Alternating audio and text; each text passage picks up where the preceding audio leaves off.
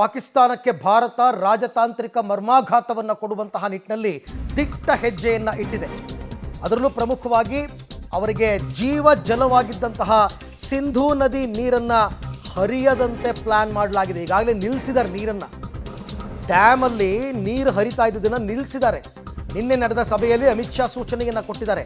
Water war ಮೂಲಕ ಪಾಕಿಸ್ತಾನಕ್ಕೆ Bharat shock ಕೊಡ್ತಿರೋದು. ಅದಕ್ಕೆ ಆ ಬಿಲಾವಲ್ ಭುಟ್ಟೋ ಹೇಳಿದ್ದು, ನೀವು ನೀರು ಹರಿಸದೇ ಇದ್ರೆ ರಕ್ತ ಹರಿಸ್ತೀವಿ ಅಂತ ಅಂದ್ಬಿಟ್ಟು. ತುಂಬ ಇಂಪಾರ್ಟೆಂಟ್ ಅವರಿಗೆ.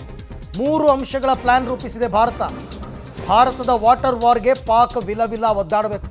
ಆ ಸರೌಂಡಿಂಗಲ್ಲಂತೂ ಜಲಕ್ಷಾಮ ಆಗೋದು ಸತ್ಯ. ನೀರೇ ಇಲ್ಲ ಅವರಿಗೆ.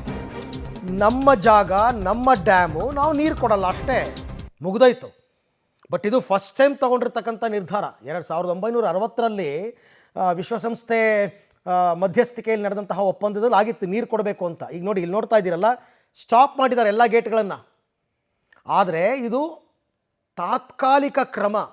ಯಾಕೆ ತಾತ್ಕಾಲಿಕ ಕ್ರಮ ಅಂದರೆ, ಹೌ ಲಾಂಗ್, ಎಲ್ಲಿ ತನಕ ನೀರು ಹಿಡಿದಿಟ್ಕೋತೀರಾ? ಪಾಕಿಸ್ತಾನಕ್ಕೆ ಸಿಂಧೂ ನದಿ ನೀರು ಹರಿಯದಂತೆ ಈಗ ತಡೆ ಹಿಡಿಯಲಾಗಿದೆ. ಇದು ಮೋದಿ ಅಮಿತ್ ಶಾ ಅವರ ನೇತೃತ್ವದಲ್ಲಿ ನಡೆದ ಸಭೆಯಲ್ಲಿ ತಗೊಂಡಂತಹ ನಿರ್ಧಾರ. ನದಿ ನೀರನ್ನು ಬೇರೆಡೆಗೆ ತಿರುಗಿಸುವುದು, ಇದು ಏನಾದರೂ ಆದರೆ, ಯಾಕೆಂದರೆ ಅದು ಪರ್ವತ ಪ್ರದೇಶಗಳಾಗಿರೋದ್ರಿಂದ ಕಾಲುವೆ ಕೊರೆಯೋದು ತುಂಬ ಕಷ್ಟ. ನದಿಯ ನೀರನ್ನು, ಹೂಳನ್ನು ತೆಗೆದು ನೀರನ್ನು ನಿಲ್ಲಿಸೋದು, ಇದೊಂದು ಮಾಡ್ಬೋದು. ಡ್ಯಾಮಲ್ಲಿ ಹೂಳು ತೆಗಿಬೇಕು ಅವರು, ಆಗ ನೀರಿನ ಮಟ್ಟ ಕಡಿಮೆ ಆಗುತ್ತೆ. ಆ ಕೆಲಸ ಆಗಬೇಕು. ಇನ್ನು ಇವರು ಕಾಲುವೆ ತೋಡೋದಕ್ಕೆ ಶುರು ಮಾಡಬೇಕಲ್ಲ. ಅಲ್ಪಾವಧಿ, ಮಧ್ಯಮ, ದೀರ್ಘಾವಧಿ ಪ್ಲ್ಯಾನ್ ಎಲ್ಲವನ್ನು ರೆಡಿ ಮಾಡಿ ಇಟ್ಕೊಂಡಿದ್ದಾರಂತೆ. ಸದ್ಯಕ್ಕಂತೂ ನೀರು ಸ್ಟಾಪ್, ನೀರನ್ನು ಬಿಡಲ್ಲ. 3 ಅಂಶಗಳ ಕಾರ್ಯತಂತ್ರ ರೂಪಿಸೋದಕ್ಕೆ ಜಲಸಂಪನ್ಮೂಲ ಸಚಿವಾಲಯಕ್ಕೆ ಈಗಾಗಲೇ ಸೂಚನೆಯನ್ನು ಕೊಡಲಾಗಿದೆ. ಅಲ್ಪಾವಧಿ, ಮಧ್ಯಮಾವಧಿ ಮತ್ತು ದೀರ್ಘಾವಧಿ 3 ರೀತಿಯ ಕಾರ್ಯತಂತ್ರ. ಒಟ್ಟಿನಲ್ಲಿ ಅವ್ರಿಗೆ ನೀರು ಕೊಡಬಾರ್ದು. 1-2 ದಿನಗಳಲ್ಲಿ ಯೋಜನೆ ಕಾರ್ಯಗತವಾಗುತ್ತೆ. ವಾಟರ್ ವಾರ್ ಇದು ನಿಜವಾಗ್ಲೂ ಕೂಡ. ನಿಮಗೆ ನೀರೇ ಕೊಡಲಿಲ್ಲ ಅಂತಂದರೆ ಏನು ಮಾಡ್ತೀರಾ ಫ್ಯೂಚರ್ನಲ್ಲಿ? ನೀರೇ.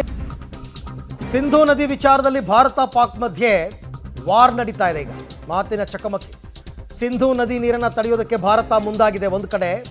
ಮತ್ತೊಂದು ಕಡೆ ಸಿಂಧೂ ನದಿ ಪಾಕಿಸ್ತಾನದ ಅವಿಭಾಜ್ಯ ಅಂಗ ಅಂತಿದ್ದಾರೆ ಇವರು. ಯಾರು? ಪಾಕಿಸ್ತಾನದವರು. ನೀರು ತಡೆಗೆ ಭಾರತ ಮುಂದಾದರೆ ತಕ್ಕ ಉತ್ತರ ಕೊಡ್ತೇವೆ. ಏನಪ್ಪ ಕೊಡೋದು ತಕ್ಕ ಉತ್ತರ? ಹೀಗಂತ ಬಡಾಯಿ ಕೊಚ್ಕೊಂಡಿದ್ದಾನೆ ಪಾಕ್ ಪ್ರಧಾನಿ ಶಹಬಾಜ್ ಶರೀಫ್. ಅಯ್ಯೋ, ಈ ಥರ ಹೇಳಿಕೆಗಳೆಲ್ಲ ಹೀಗೆ ಇದೆ ಬಿಡಿ. ಪಹಲ್ಗಾಮ್ ದಾಳಿಯಲ್ಲಿ ನಾವು ಭಾಗಿಯಾಗಿಲ್ಲ ಅಂತ ಮತ್ತೆ ಯಾವುದೇ ಆಂತರಿಕ ತನಿಖೆಗೆ ಸಿದ್ಧರಿದ್ದೇವೆ ಅಂತ ಶಹಬಾಜ್. ಆಂತರಿಕ ತನಿಖೆ ನೀವೇ ಮಾಡಿಕೊಂಡು ನೀವೇ ಕ್ಲೀನ್ ಚಿಟ್ ಕೊಟ್ಕೊಂಬಿಡಿ. ನಮ್ಮವ್ರು ಯಾರೂ ಭಾಗಿಯಾಗಿಲ್ಲ ಅಂತ. ನೀರು ಬಿಡಲ್ಲ. ಏನೀಗ ಬಿಡಲ್ಲ ನೀರು? ಆ ಥರದ ನಿರ್ಧಾರಕ್ಕೆ ಬರಬೇಕು ಮೋದಿ, ಅಮಿತ್ ಶಾ ಅವರೆಲ್ಲ. ಮೊನ್ನೆ ಸರ್ವಪಕ್ಷಗಳ ಸಭೆಯಲ್ಲಿ ಎಲ್ಲ ಪಕ್ಷದವರು ಒಪ್ಪಿದ್ದಾರೆ ಈ ನಿರ್ಧಾರಕ್ಕೆ. ಪಾಕಿಸ್ತಾನಕ್ಕೆ ಸಿಂಧೂ ನದಿ ನೀರನ್ನು ಬಿಡದಂತೆ ತಡೆ, ನೀರನ್ನು ಬೇರೆ ಕಡೆಗೆ ತಿರುಗಿಸೋದು ಹೇಳಿದ್ನಲ್ಲ, ಕಾಲುವೆಗಳ ಮುಖಾಂತರ ಅಥವಾ ಹೂಳನ್ನು ತೆಗೆಯೋದು, ಇದೆಲ್ಲ ಮಾಡೋದ್ರ ಮುಖಾಂತರ ನೀರಿನ ಮಟ್ಟ ಕಡಿಮೆ ಮಾಡಿ ತಡ್ಕೊಳ್ಳೋದು.